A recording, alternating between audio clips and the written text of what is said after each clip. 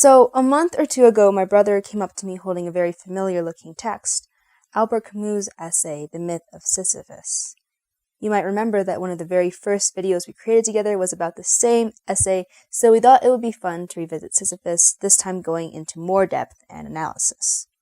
Okay, here we go. The Myth of Sisyphus was an essay published in 1942 by the French philosopher Albert Camus. Now, if the words 1940s-ish philosopher in France sets off some alarm bells in your head, you are absolutely right.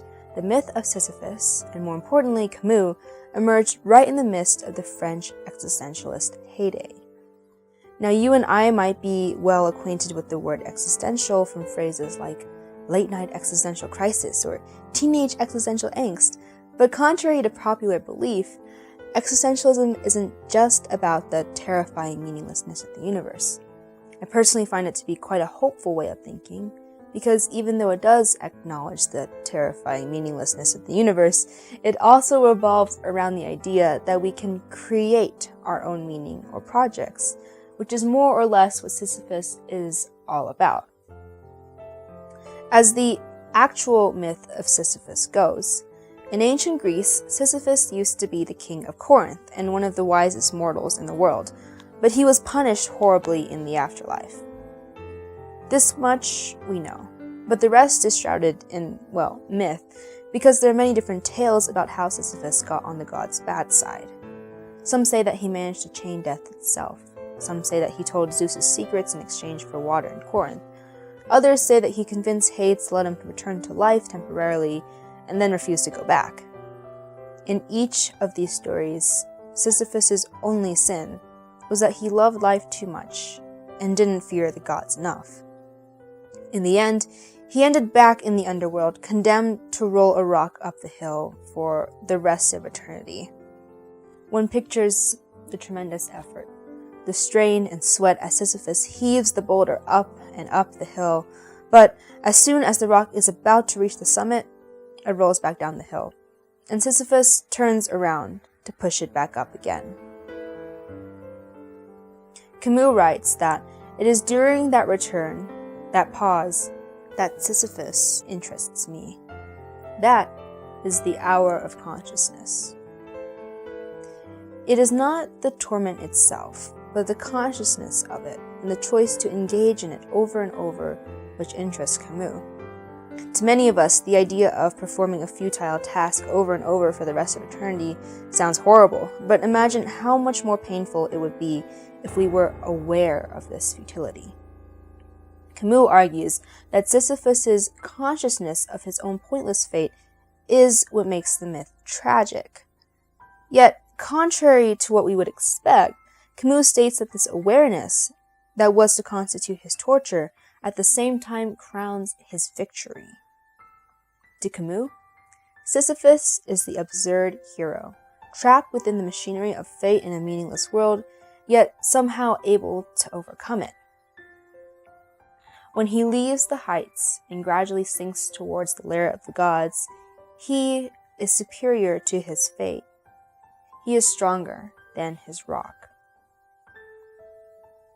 So, say what again, Camus? Even though he returns to his rock over and over, Sisyphus somehow overcomes it? This is where the importance of consciousness comes into play.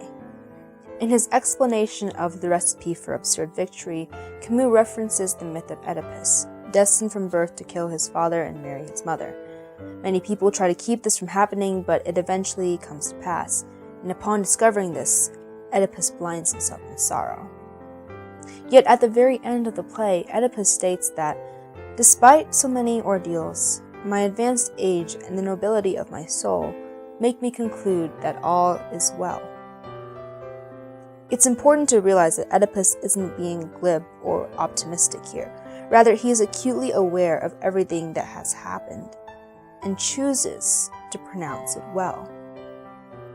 Camus writes, "I conclude that all is well," says Oedipus, and that remark is sacred.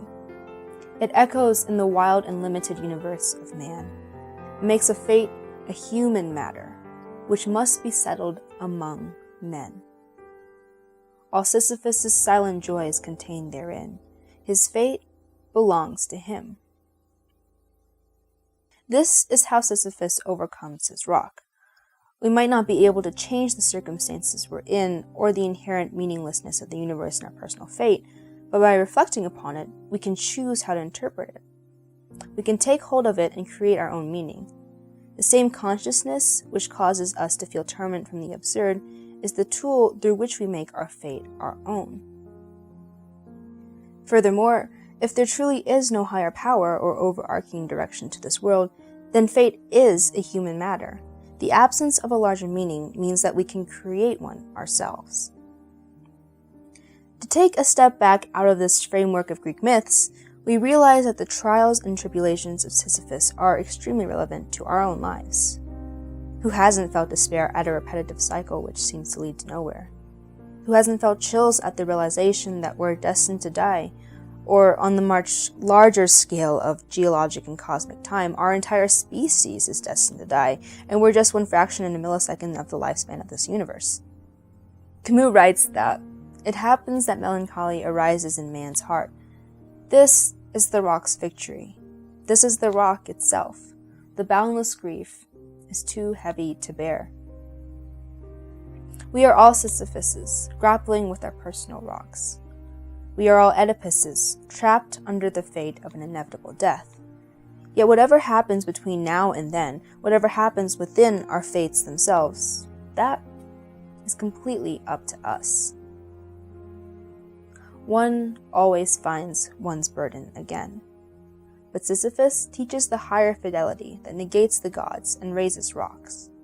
He too concludes that all is well.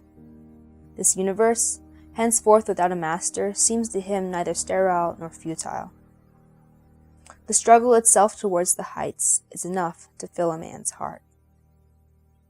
In the end, it does not matter whether the boulder will roll down again, or that we will inevitably die. It's the struggle itself that we can content ourselves with. It's the journey itself which matters. And at the end of our fates, we too may conclude that all is well. One must imagine Sisyphus happy.